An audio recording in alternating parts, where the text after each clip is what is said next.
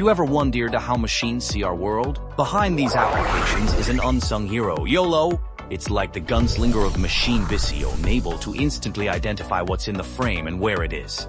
The principle is simple.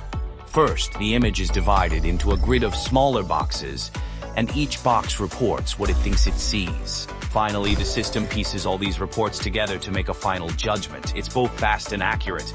The YOLO algorithm is powerful, but in a real-world industrial setting, a major challenge arises. Most devices don't have powerful GPUs and they simply can't run such complex algorithms. Powerful AI needs a strong brain and an agile body. And this is precisely where the BLIOT ARM XY series comes in. It's not just an ordinary computer. It's a vehicle etalure made for powerful algorithms like YOLO. With the ARM XY, YOLO is no longer just an algorithm. On the factory floor, it can spot defects in real time and trigger a rejection process.